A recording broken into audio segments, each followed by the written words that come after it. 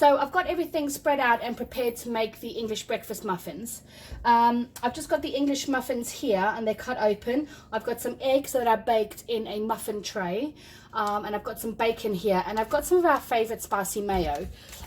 So basically what I'm going to do is a bit of an assembly line, and I'm going to just make them up as I go and put them into some cling film. So let me just get out a piece of cling film, and then I'll show you how we go. And you just make these up, pop them in a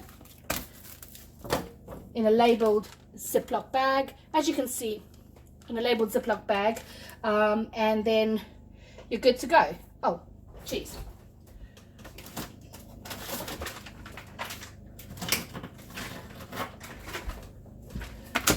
I've got my cheese as well. So we do 1 egg, bacon,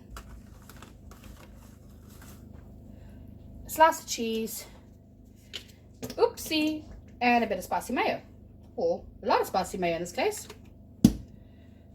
So I'm just going to spread some of that spicy mayo around with a spoon, get it all over, and that's it. Ready to be wrapped up.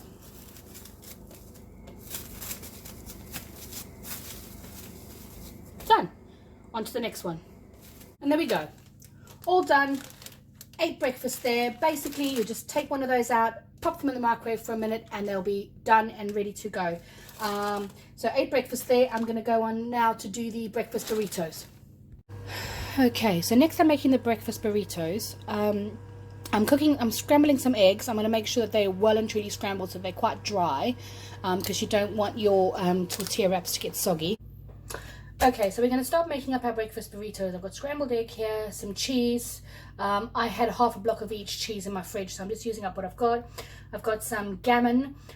This was a gammon roast that I was on clearance, and I just bought it and I chopped it up quite small, and I just fried that off. And I've got here some sausage meat that I have squeezed out of the sausage skins, and I have fried up as well. So I'm going to go ahead and start making up these burritos.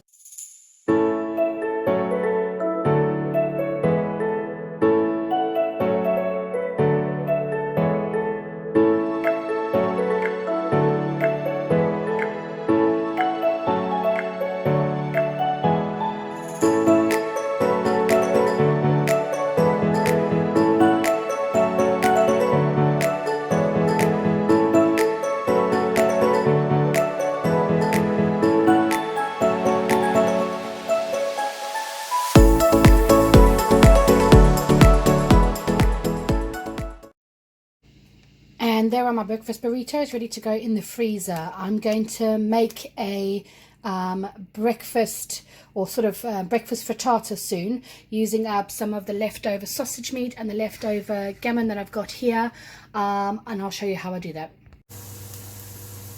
So for my breakfast frittata, I've got 1 peeled and cubed potato here. As you can see, it's some big pieces and some smaller pieces. That doesn't really matter. I've got a dozen eggs here that have been cracked into here with some salt and some pepper, and I've greased my oven dish that I'm going to put the whole lot into, and that leftover sausage meat and gammon's going to go in here as well. So as soon as these potatoes are finished, sort of 3/4 the way cooking, we'll be ready to assemble this dish and then bung it in the oven. Okay, so I've got everything into my casserole dish, and I'm just going to give it a good old stir around, just to make sure that everything is all mixed up, and then you tend to get a bite of everything in each mouthful. I'm not adding cheese to this because my daughter is dairy free, and I want to make sure that she can have some of this as well. So that looks fairly well mixed. And now I'm just going to pop that into the oven at 180 degrees, which is, I think, 150 Fahrenheit, until it's all puffed up and golden. And when I stick a knife through it, it is all the way cooked through. Okay, so next I'm going to be making my French toast.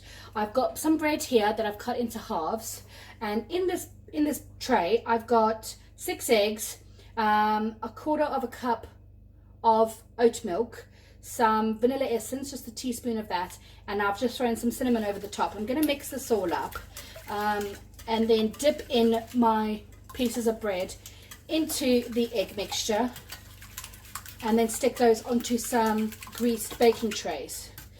So I just like to mix this up really well to try and get the cinnamon evenly dispersed. It does look a bit weird, but it tastes gorgeous.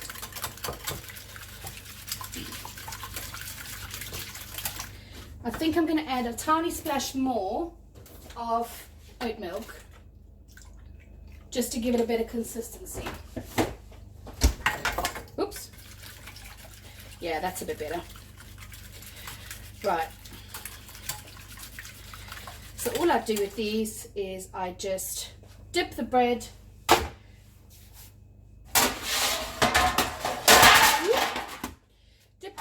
both sides nice and evenly and pop them onto a tray to bake.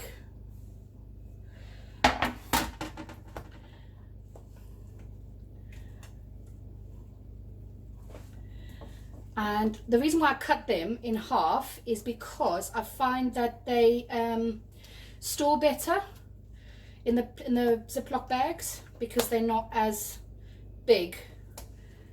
So you can do as many slices as your egg mixture will accommodate. But I've got a whole loaf here of the thick cut bread because I find that the thick cut bread just seems to it seems to coat a bit better, and it doesn't seem so, you know, insubstantial. I find that I like medium sliced bread for sandwiches, but for French toast, I love tiger bread for French toast. Thick chunks of tiger bread, but I also like this this thick cut bread for French toast. So I'm going to get as many slices in as I can, and then I'll just pop those into the oven.